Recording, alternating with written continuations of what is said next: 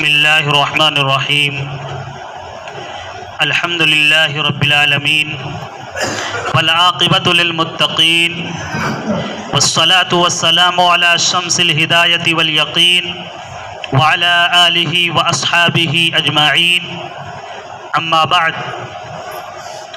فقد قال الله تبارك وتعالى في القرآن الكريم: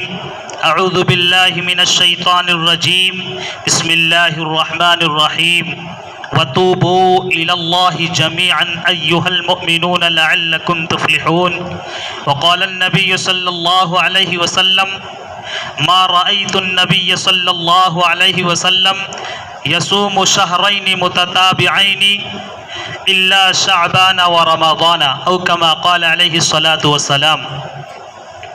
اللهم صل على سيدنا محمد وعلى آل سيدنا محمد وبارك وسلم. اللهم صل على سيدنا محمد وعلى آل سيدنا محمد وبارك وسلم. اللهم صل على سيدنا محمد وعلى آل سيدنا محمد وبارك وسلم.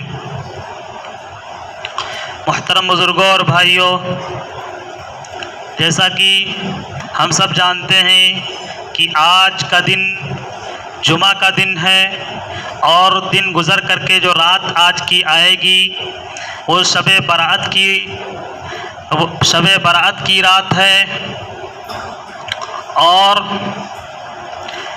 کل کا جو دن ہوگا وہ روزے والا دن ہوگا.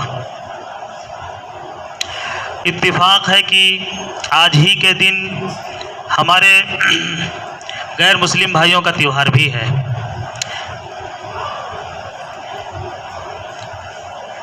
ہولی کا تیوہار،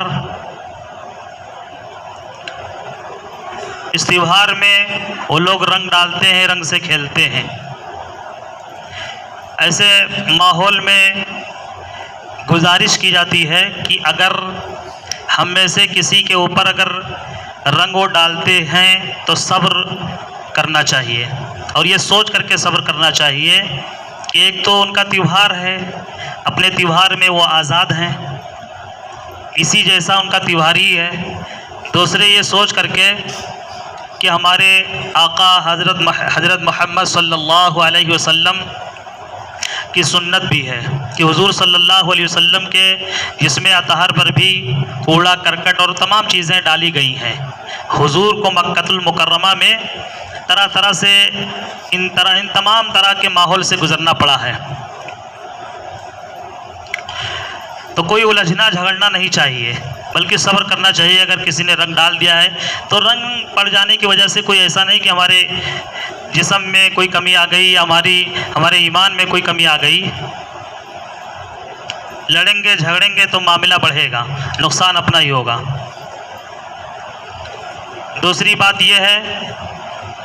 کہ ان کے تیوہار میں شرکت کرنا مسئلے کے اعتبار سے درست نہیں ہے. جو کتاب میں نے پڑھا ہے کہ ان کی تیوہار میں، چاہے کوئی بھی تیوہار ہو، آج کا تیوہار ہو یا کوئی اور تیوہار ہو، کسی بھی اعتبار سے شرکت کرنا، کسی بھی اعتبار سے شریک ہونا، کسی بھی اعتبار سے ہمیں بھی منانا بالکل اجازت نہیں ہے، درست نہیں ہے، برابر کا گناہ ہوگا. بلکہ لکھا ہے کہ بعض دفعہ ایسا ہو سکتا ہے، اللہ نہ کرے، کہ ان کے تیوہار میں شرکت کی وجہ سے آگے چل کر کے ایمان کی دولت سے محروم ہو جائیں، بلکہ مسلمان ہی نہ رہ جائیں، خاتمہ ایمان ہی پر نہ ہو. اللہ نہ کرے، اللہ ہم سب کی اس سے حفاظت فرمائے. ان کی مٹھائیاں جو آتی ہیں، جیسے وہ خوشی میں چونکہ ہمارے ساتھ اٹھنا بیٹھنا اور تمام طرح سے تعلقات جو ہمارے ان سے ہوتے ہیں، تو ایسے موقع پہ وہ مٹھائیوں کا لین دین بھی کرتے ہیں. تو مٹھائیوں کے بارے میں ہے کہ لے سکتے ہیں، اگر یہ کنفرم یقین ہے کہ چڑھاوا نہیں ہے، چڑھایا نہیں گیا ہے، پرساد نہیں ہے، ایسے ہی خوشی کے موقع پہ وہ مٹھائیاں دے رہے ہیں، تو اس کو قبول کرنے میں اور اس کو کھانے میں کوئی حرج نہیں ہے. لیکن شرکت کسی بھی حال میں درست نہیں ہے. چہ جائے کہ ہم میں سے کوئی بھی وہ تیوہار منائے، یعنی ہولی کھیلے، رنگ چھڑکے، رنگ ڈالیں کسی پر، اس کی تو بالکل اجازت نہیں ہے. یہ ہمارے معاشرے میں، ہمارے محلے میں، ہمارے گھروں میں بہت جگہ بہت لوگ اس طرح ان کا تیوہار مناتے ہیں. یہ سوچنے والی چیز ہے، اس کو ہمیشہ کے لیے چھوڑ دینا چاہیے. اللہ تبارک و تعالی ہم سب کی اس سے حفاظت فرمائے۔ آج کی رات جو شب برات والی رات ہے، اس سلسلے میں بڑے فضائل ہیں اور بہت ہی اہمیت والی رات ہے، بڑی بابرکت والی عظمت والی رات ہے۔ اس کو نہ شب برات کہا جائے گا نہ شبھ رات کہا جائے گا، جیسے کہ مفہوم میں اس طرح سے عام طور سے لوگ ادا کرتے ہیں۔ کوئی کہہ رہا ہے سورات برات، یعنی کوئی چلنے پھرنے پٹاخے اور یہ بجلی کمکمے والی رات نہیں ہے۔ اجتماعی طور پر بس بیٹھے ہیں، گپ سڑاکے چل رہے ہیں، بس رات جاگا جا رہا ہے، جیسے بھی جاگا جا رہا ہو، موبائل چلا کر کے، گپ سڑاکا کر کے، یا اسی طرح غیبت کر کے، آپس میں بحث مباحثہ کر کے، آپس میں بیٹھ کر کے ادھر ادھر کی غیبت کر کے رات جاگا جا رہا ہے۔ اس کی کسی بھی اعتبار سے گنجائش نہیں ہے۔ اس سے بہتر یہ ہے کہ وہ شخص رات میں سو جائے، فجر عشاء کی نماز جماعت کے ساتھ پڑھ کر کے ایسے لوگ سو جائیں جو رات اس اعتبار سے جاگیں، ان کے لیے یہی لکھا ہے۔ کب سڑاکا کر کے جو رات جاگنا چاہتے ہیں ان کے لیے بہتر ہے کہ وہ سو ہی جائیں۔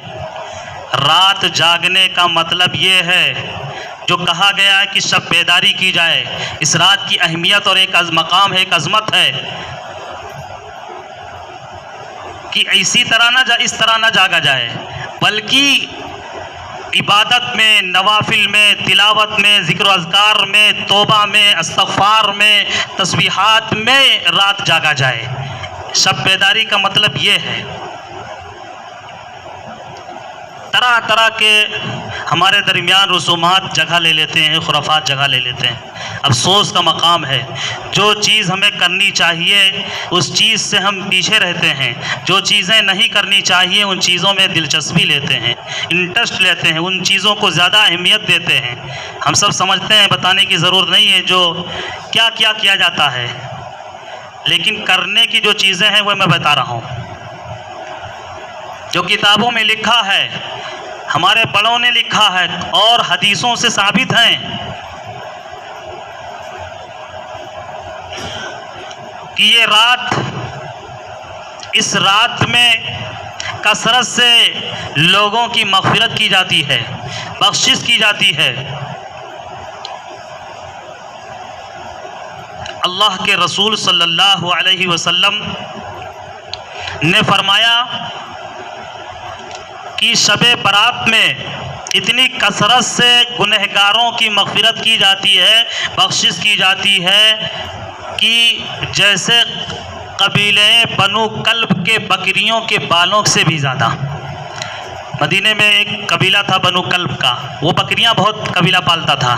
بہت ساری بکریاں ان کی ہوتی تھی، اور پھر ان بکریوں کی خصوصیت یہ تھی کہ ان کے قبیلے کے بکریوں کے بال بہت زیادہ ہوتے تھے جسم پہ۔ تو اللہ کے رسول صلی اللہ علیہ وسلم نے مثال سے سمجھایا کہ جس طرح بنو قلب کے بکریوں کے بال کی کثرت ہے، اس سے کئی گنا زیادہ اللہ تبارک و تعالیٰ اپنے بندوں کی طرف متوجہ ہوتے ہیں اس رات میں، اور گنہگار بندوں کی مغفرت کرتے ہیں، بخشش کرتے ہیں۔ لکھا ہے کتابوں میں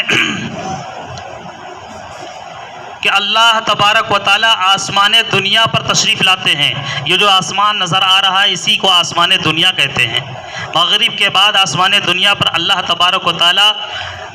تشریف لاتے ہیں۔ اب یہ تشریف لانا ہم یہ نہ سمجھیں کہ کوئی اللہ تبارک و تعالیٰ اپنے جیسے سمجھیں کہ ہم اللہ آ رہے ہیں جیسے ہم آ رہے ہیں کہیں۔ اللہ تبارک و تعالیٰ کے بارے میں جو اس طرح کے جو بھی الفاظ ہیں، جو بھی کلمات ادا کیے جاتے ہیں، وہ ہم لوگ اپنے اعتبار سے محمول نہ کریں، اپنے اعتبار سے اس کو نہ سمجھیں، بلکہ اللہ کی شان اللہ اپنے شان کے اعتبار سے آتے ہیں۔ کس طرح آتے ہیں کوئی نہیں جان سکتا، نہ کوئی بتلا سکتا ہے، کیونکہ کسی نے نہ اللہ کو سمجھا ہے نہ اللہ کو دیکھا ہے۔ تو دل میں تو آتا ہے، سمجھ میں نہیں آتا، میں جان گیا بس تیری پہچان یہی ہے۔ علامہ اقبال نے کہا کہ دل میں خدا آتے ہیں، اللہ آتے ہیں دل میں، لیکن اللہ کیسے ہیں، اللہ کہاں ہیں، کس طرح ہیں، کس اعتبار سے ہیں، کون سے جسم کے ساتھ ہیں، واللہ اعلم بحقیقت الحال، بہترین بات اللہ ہی جانتے ہیں اس سلسلے میں کہ اللہ ہی کو اس چیزوں کا پتہ ہے۔ تو اللہ تبارک و تعالیٰ تشریف لاتے ہیں آسمان دنیا پر، اور سورج اور فجر طلوع تک، طلوع فجر تک، سحری کے وقت تک اللہ تبارک و تعالیٰ کی رحمت بندوں کی طرف متوجہ ہوتی ہے، اللہ کی طرف سے ایک ندا، ایک آواز لگائی جاتی ہے کہ ہے کوئی روزی مانگنے والا کہ مجھ سے روزی مانگے میں اس کو روزی دوں، ہے کوئی گنہگار پاپی کہ وہ اپنے گناہوں کی مغفرت چاہے میں اس کو معاف کر دوں، اس کو بخش دوں، ہے کوئی مصیبت میں پھنسا ہوا بندہ، ہے کوئی پریشانیوں میں گھرا ہوا شخص کہ وہ آ کر کے مجھ سے اپنی پریشانیوں کا تذکرہ کر اپنی پریشانیوں سے نجات کی دعا مانگے اور میں اس کے دعا کو سنوں، قبول کروں اور اس کی پریشانیوں اور مصیبتوں کو ختم کر دوں، اس طرح کی آواز لگائی جاتی ہے۔ اللہ کے رسول صلی اللہ علیہ وسلم کا معمول شعبان میں استقبال رمضان کا ملتا ہے کہ شعبان بلکہ رجب ہی میں ہے، رجب کا مہینہ یعنی رمضان سے 2 مہینہ پہلے ہی اللہ کے رسول صلی اللہ علیہ وسلم دعائیں کیا کرنے لگتے تھے، اللہم بارک لنا فی رجب و شعبان، کہ اے اللہ رجب اور شعبان میں برکت دے دیجئے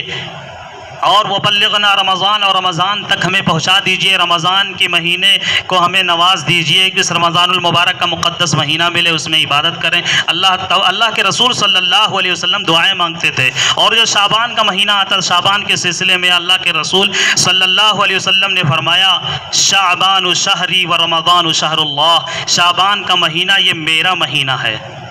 قربان جائیے اس مہینے کی اہمیت اور عظمت پر کہ اللہ کے رسول جو محسن انسانیت ہیں، جو خلاصہ کائنات ہیں، جو جانے کائنات ہیں، حضرت محمد مصطفیٰ صلی اللہ علیہ وسلم جو اللہ کے محبوب ہیں، فرما رہے ہیں کہ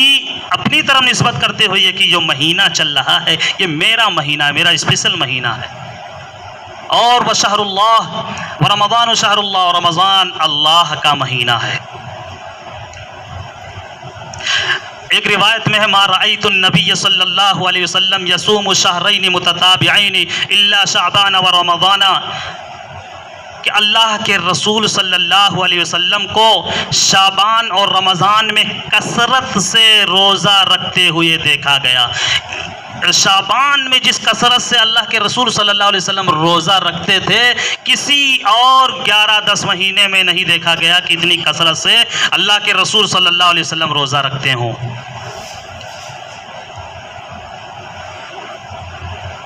شب برات یہ 15ویں شعبان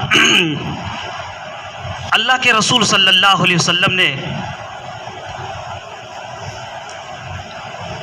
بہت سی حدیثیں ہیں اللہ کے رسول کی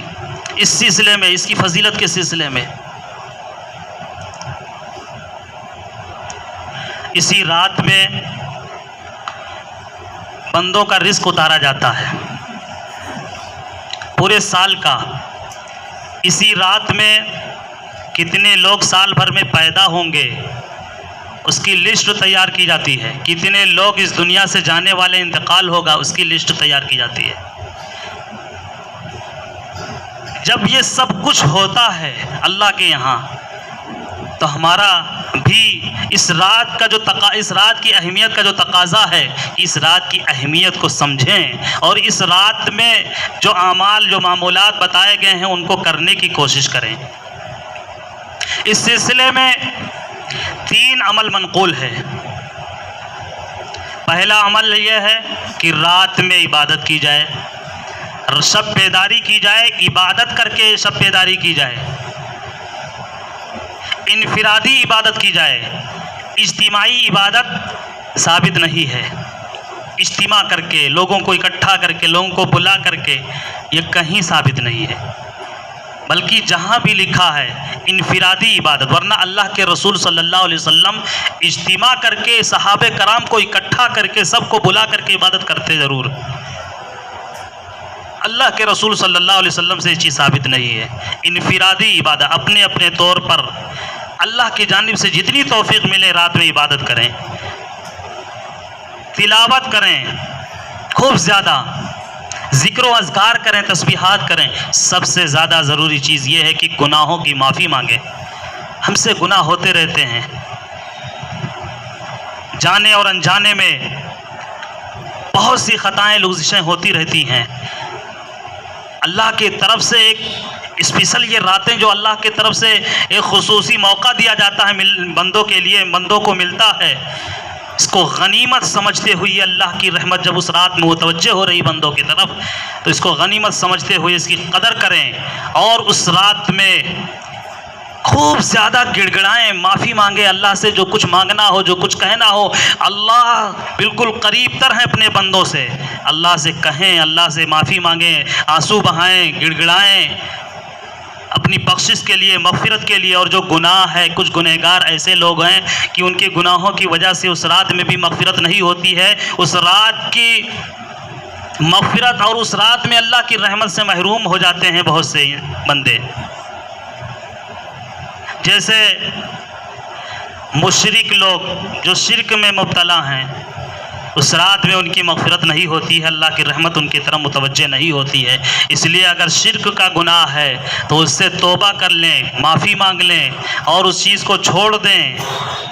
تاکہ اللہ کی رحمت کے ہم بھی مستحق ہوں۔ اسی طرح ماں باپ کے نافرمان جو لوگ ہیں، ماں کی نافرمانی، باپ کی نافرمانی، ماں باپ کی کوئی اہمیت نہیں جو دیتے ہیں، جو ماں باپ کے نافرمان ہیں ان کی بھی بخشش نہیں ہوتی ہے اس رات میں۔ اگر ایسا کچھ فعل ہم سے ہو جا رہا ہے، ماں باپ کے تئیں، ماں باپ کے سلسلے میں ان کو ناراض کر رہے ہیں، ان کو پریشان کر رہے ہیں، یا ہماری وجہ سے ان کو تکلیف پہنچ رہی ہے، تو ہم سے پہلے اپنے ماں باپ کو خوش کر لیں، اپنے ماں باپ سے معافی مانگ لیں، ان کو خوش کر لیں، تاکہ اس رات کی جو برکتیں ہیں اور اس رات کی جو رحمتیں ہیں وہ نصیب ہو سکیں ہمیں بھی۔ اسی طرح شرابی کے بارے میں ہے کہ جو شراب پیتے ہیں، شراب سے اگر توبہ نہیں کیے یا شراب پینا نہیں بند کیے تو شرابی کی بھی اس رات میں کوئی وقات نہیں، کوئی حیثیت نہیں، اس کی بھی کوئی دعائیں قبول نہیں ہوگی، اس کی بھی مغفرت نہیں ہوگی۔ شرط یہ ہے کہ پہلے ہی شراب سے توبہ کر لیا جائے، پینے سے توبہ کر لیا جائے، تاکہ اس رات میں اللہ کی رحمت مل سکے۔ اسی طرح کینہ پرور کے بارے میں ہے، جو کینہ رکھتے ہیں سینے کے اندر، جو دلوں میں بغض رکھتے ہیں، حسد رکھتے ہیں، کینہ رکھتے ہیں کسی کے سلسلے میں، ایسے لوگوں کو پہلے ہی توبہ کر لینا چاہیے، اللہ سے معافی مانگ لینا چاہیے، تاکہ اس رات میں اللہ کی رحمت ان کو بھی مل سکے۔ اسی طرح قطع رحمی کرنے والے کے بارے میں بھی ہے۔ قطع رحمی کرنے والے کہتے ہیں کہ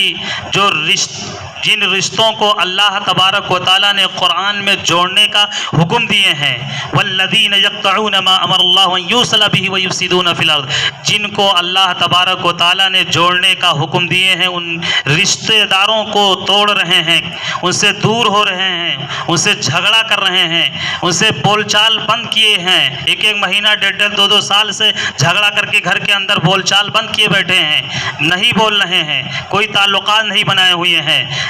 رشتہ دار گھر کے اندر ہوں، جیسے خالہ ہیں، پھوپھی ہیں، ممانی ہیں، یا اسی طرح جو ہے ددیال ننیحال، یا اسی طرح بھائی بہن، یہ تمام جو رشتہ دار مانے جاتے ہیں، ان کو اللہ کے جانب سے جوڑنے کا حکم ہے، ان سے دور رہنے کا بالکل قطعاً گنجائش نہیں، اجازت نہیں ہے کہ ان سے ہم لڑائی کریں، جھگڑا کریں، ان سے بول چال بند رکھیں۔ تو اگر ایسا کچھ ہے، بول چال بند ہے، تو آج کی رات آنے سے پہلے جا کر کے سلام دعا کر لیں، بات چیت کر لیں، جھگڑا اور وہ بول چال ختم کر دیں، پھر سے گلے مل جائیں، تاکہ آج اللہ کی جب رحمت متوجہ ہوگی اور اس رات میں جاگنا ہوگا عبادت کی شکل میں، تو ہم اللہ کی رحمت اور اللہ کی مغفرت کے ہم بھی امیدوار ہوں، مستحق ہوں۔ یہ ایسے گناہ ہے کہ ان گنہگاروں کے لیے آج کی رات میں بھی بخشش اور مغفرت اللہ کی طرف سے نہیں ہوتی ہے۔ تو پہلا عمل یہ ہے، اللہ کے رسول صلی اللہ علیہ وسلم کی طرف سے جو بتلایا گیا ہے کہ اس رات میں عبادت کی جائے، ذکر و اذکار کیے جائیں، خوب دعائیں مانگی جائیں۔ دعا بھی ہم اس کی اہمیت نہیں سمجھتے ہیں، سوچتے ہیں کہ ہم گنہگار ہیں، ہماری کیا دعا قبول ہوگی۔ ابلیس نے دعا مانگی، جو اللہ کا تازہ نافرمانی کیا تھا، اللہ کا حکم تھا کہ اس آدم علیہ السلام کے سامنے سجدہ کرو، اس نے انکار کیا، تکبر کیا، گھمنڈ کیا، نافرمان ہو گیا، وہاں سے دھتکار دیا گیا، اس کے باوجود بھی اس نے اللہ کی رحمت کو سمجھتے ہوئے اللہ سے دعا مانگی، اور اللہ تبارک و تعالیٰ نے ابلیس شیطانوں کے سردار کی دعا کو بھی اللہ نے رد نہیں کیا بلکہ قبول فرما لیا، اور فرمایا کہ جا تیری دعا، تیری بات کو قبول کر رہا ہوں، تجھے مہلت دے رہا ہوں قیامت تک، ابھی تیری پکڑ نہیں کر رہا ہوں، گرفت نہیں کر رہا ہوں، جہنم میں تجھے نہیں ڈال رہا ہوں، تجھے چھوٹ دے رہا ہوں قیامت تک۔ یہ اللہ تبارک و تعالیٰ نے ابلیس شیطانوں کے سردار کی بھی التجا کو قبول کیا۔ تو ہم جیسے جو اللہ فرما رہے ہیں ادعونی استجب لکم، خود اللہ فرما رہے ہیں قرآن میں کہ مجھ سے مانگو تو مجھ سے مانگو میں قبول کروں گا، یہ اللہ کا وعدہ ہے۔ اللہ فرما رہے ہیں میں قبول کروں گا، مجھ سے مانگو تو اس رات میں مانگے، خوب دعا کے لیے خوب دیر تک دعا مانگے، گناہوں کی مغفرت چاہیں، بخشش چاہیں۔ بہت سے گناہ ہمارے گناہوں سے لدے پٹے پڑے ہیں، ہمارے دل، ہمارے ذہن، دل و دماغ نجاست آلود ہیں، بالکل گناہوں کی اثرات پورے بھرے پڑے ہیں، دل سیاہ ہو چکا ہے۔ اللہ تبارک و تعالیٰ سے دعا مانگیں، اور دعا بھی کس طرح مانگنی چاہیے، صرف نہیں قرآن کی آیتیں پڑھ رہے ہیں، حدیثیں پڑھ رہے ہیں، اس میں یہ مصنون دعائیں یقیناً پڑھنی چاہیے، لیکن دعا پڑھا بھی جاتا ہے، دعا مانگی بھی جاتی ہے۔ دعا پڑھنا الگ ہے اور دعا مانگنا الگ ہے، یہ سب دعائیں پڑھی جاتی ہیں، اس کا ترجمہ مطلب پتہ نہیں ہے، ربنا آتنا فی الدنیا اس کا کیا مطلب ہے، لیکن کچھ دعائیں مانگیں، پڑھیں نہیں مانگیں، اور دعا مانگنے کے جو آداب لکھے ہیں اس طریقے سے مانگیں کہ وہ ڈائریکٹ شروع کر دیے، اور وہ بھی دنیا کی کوئی چیز، پیسے دے دیجئے، یہ دے دیجئے، زمین کا فیصلہ ہو جائے، وہاں کے جو حق ہے ہمارا وہ مل جائے، وہاں کا جو پیسہ پھنسا وہ مل جائے، ڈائریکٹ یہ مانگنا۔ اللہ کو غیرت آتی ہے اور اللہ مسکراتے ہیں، لکھا کہ جب بندہ دنیا داری مانگتا ہے دعا میں، کیونکہ اللہ کے نزدیک دنیا کی کوئی حیثیت نہیں ہے، مچھر کے پر کے برابر بھی دنیا کی حیثیت اللہ کے ہاں نہیں ہے، لیکن جب بندہ دنیا کو مانگتا ہے تو اللہ کو ہنسی آتی ہے۔ مانگنے کا ایک طریقہ ہے، مانگنے کا ایک ادب ہے، مانگنے کا ایک سلیقہ ہے، تہذیب ہے۔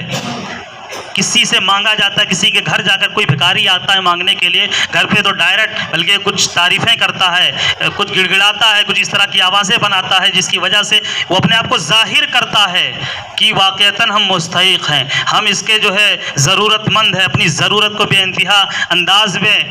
ظاہر کرتا ہے کہ ہم واقعتاً ضرورت مند ہیں، اور تعریفیں کرتا ہے۔ کسی بڑے سے مانگنے والے کتنے لوگ بڑوں کی تعریف کرتے ہیں، آپ ایسے ہیں ویسے ہیں، تب جا کر کچھ پیسے ملتے ہیں۔ اللہ تبارک و تعالیٰ کی سب سے پہلے حمد و ثنا بیان کی جائے، اللہ کی تعریف کی جائے، خوب زیادہ اللہ کی تعریف کی جائے، درود شریف سب سے پہلے پڑھا جائے، درود شریف پڑھنے کے بعد اللہ کی حمد و ثنا بیان کی جائے۔ اس کے بعد جب دعا مانگنے کے لیے جب شروعات کریں تو سب سے پہلے اللہ تبارک و تعالیٰ سے پکڑ اور گرفت سے حفاظت کی دعا مانگیں کہ اللہ کی پکڑ ہمارے اوپر، ہم اتنے گناہوں سے بھرے پڑے ہیں، اتنے گنہگار ہیں، اللہ کی پکڑ ہمارے اوپر نہ جائے، کہیں اللہ کے عذاب میں گرفتار نہ ہو جائیں، اس سے خوف کھائیں، ڈریں، تو سب سے پہلے اس سے اللہ سے پناہ مانگیں، اللہ کی پناہ مانگیں، یہ تمام طرح کے عذاب سے، پکڑ اور گرفت سے، دنیا ہو چاہے آخرت کے عذاب ہو، پکڑ ہو۔ اس کے بعد آخرت کی بھلائی مانگے، آخرت میں آرام مانگے، اللہ آخرت کی جو امور ہیں وہ مانگیں، پھر آخرت کو مانگنے کے بعد پھر دنیا کی طرف آئیں، یعنی اللہ کے یہاں آخرت زیادہ اہم ہے، والآخرت خیر وابقا، جگہ جگہ قرآن میں اللہ نے فرمایا کہ دنیا کے مقابلے میں آخرت زیادہ اہم ہے، آخرت کو زیادہ ترجیح دیا جائے، کیونکہ ہمیشہ رہنے والی جو زندگی ہے ایک مومن مسلمان کے لیے، مسلمان کی زندگی جو ہے وہ آخرت والی زندگی سب سے اہم ہے، اس لیے آخرت کو ترجیح دیتے ہوئے آخرت کے لیے زیادہ مانگیں۔ اس کے بعد پھر دنیاوی جو چیزیں ہیں، جو مصیبتیں، جو پریشانیاں ہیں، ان میں بھی ترتیب اس طرح سے مانگیں، اور اللہ کے شایان شان مانگیں، جس طرح اپنے الفاظ میں ہو سکتے ہیں مانگیں، خوب زیادہ اللہ تبارک و تعالیٰ سے اس رات میں مانگیں، اللہ کی رحمت بہت خاص متوجہ ہوگی اس رات میں، اللہ تبارک و تعالیٰ قبول فرمائیں گے۔ یقین کے ساتھ دعا کے سلسلے میں ہے کہ کوئی کسی کی بھی دعا رد نہیں کی جاتی ہے، یا تو اس کے لیے ذخیرہ بنا دیا جاتا ہے، یا وہی چیز جو بندہ مانگ رہا ہے وہی چیز دے دی جاتی ہے، یا اس کے مقابلے میں کوئی اور چیز دے دی جاتی ہے، لیکن دی جاتی ہے ضرور، اللہ کی اتنی اعلیٰ شان ہے کہ اللہ کسی بندے کی دعا کو رد نہیں فرماتے ہیں. کبھی ایسا محسوس ہوتا ہے کہ اتنے سالوں سے اتنے دنوں سے دعائیں مانگ رہے ہیں لیکن یہ دعا قبول نہیں ہو رہی، بظاہر یہ مل نہیں رہا ہے. اللہ کے یہاں ذخیرہ ہو سکتا ہے ہو رہا ہو، مرنے کے بعد وہ تمام جب ذخیرے پر نظر پڑے گی تو بندہ یہی کہے گا کہ کاش کی دنیا میں میری کوئی دعا قبول نہ ہوتی، اس کا اجر سب کا سب مرنے کے بعد مجھے مل جاتا. اس لیے اس رات میں خاص کر کے دعا کا اہتمام کریں، خوب دعائیں مانگیں. اور دوسرا عمل جو قبرستان جانے کا، اللہ کے رسول صلی اللہ علیہ وسلم بستر سے اٹھتے ہیں اور جنت البقیع میں تشریف لے جاتے ہیں. حضرت عائشہ صدیقہ جو آپ کی چہیتی بیوی ہیں وہ پریشان ہو جاتی ہیں کہ حضور تشریف کہاں لے گئے، ہو سکتا ہے کسی اور بیوی کے پاس تو نہیں تشریف لے گئے، تو وہ پیچھے پیچھے جاتی ہیں، پا لیتی ہیں حضور صلی اللہ علیہ وسلم کو. تو حضور فرماتے ہیں عائشہ کیا تمہیں یہ خیال ہونے لگا کہ میں تمہارے ساتھ زیادتی کا یعنی تمہارے حق تلفی کروں گا کہ تمہارا حق ہے لیکن کسی اور بیوی کے پاس چلا جاؤں گا؟ اللہ کے رسول صلی اللہ علیہ وسلم نے فرمایا کہ میں جنت البقیع میں گیا تھا، قبرستان گیا تھا مرحومین کی دعائیں مغفرت کے لیے. اور قبرستان جانے کے حدیثیں ہیں باقاعدہ کہ قبرستان جایا کرو، اس سے تمہاری آخرت یاد آئے گی، مرنا یاد آئے گا. قبر میں جب دیکھو گے کہ لوگ لیٹے ہوئے ہیں، کچھ دن پہلے چل رہے تھے، بول رہے تھے، باتیں کر رہے تھے، سب کچھ کر رہے تھے، ہمارے جیسے کام دھندا کر رہے تھے، آج قبر میں لیٹے ہوئے ہیں. تو قبرستان میں جانے کا ایک مقصد، سب سے بڑا مقصد جو بتایا گیا ہے حدیث میں کہ قبروں کی زیارت کرو، قبرستان جایا کرو، وہ تمہاری آخرت یاد دلائے گی، تمہیں مرنے کے بعد والی زندگی یاد آئے گی، عبرت ہوگی. اور ان کے لیے دعائیں مغفرت کے لیے بھی قبرستان جایا کرو. جو تمہارے متعلقین لوگ اس دنیا سے چلے گئے ہیں، قبروں میں ہیں، وہ بالکل محتاج ہیں، ان کے لیے تم دعائیں کرو گے، ان کو ایصال ثواب کرو گے، اس نیت سے قبرستان. تو آج کی رات میں قبرستان جانا بھی ثابت ہے، لیکن اجتماعی طور پر نہیں بلکہ انفرادی طور پر، اپنے طور پر کسی بھی وقت میں قبرستان بھی جائیں، اسی مقصد کے لیے جو بتایا گیا. اور تیسرا عمل یہ ہے کہ کل روزہ رکھا جائے. یہ روزہ رکھنا مستحب ہے، اس کے بھی بڑے فوائد ہیں، بڑی فضیلتیں ہیں. اس کا روزہ سنیچر کا روزہ رکھا جائے. ایک روزہ ہے اس سلسلے میں، 2 روزہ نہیں ہے. ویسے تو اللہ کے رسول صلی اللہ علیہ وسلم 13, 14, 15 بھی مہینے کا 3 روزہ رکھتے تھے، ایام بیض اس کو کہتے ہیں. اس طرح بھی روزہ رکھا جا سکتا ہے، یہ مستحب روزہ ہے، کوئی رکھے نہ رکھے. اگر کوئی رکھ رہا ہے تو اس کو نکیر نہیں کیا جا سکتا کیوں روزہ رکھے، اس کا کوئی ثبوت نہیں. لیکن اگر کوئی نہیں رکھ رہا ہے تو اس کو بھی نہیں کہا جا سکتا کہ تم روزہ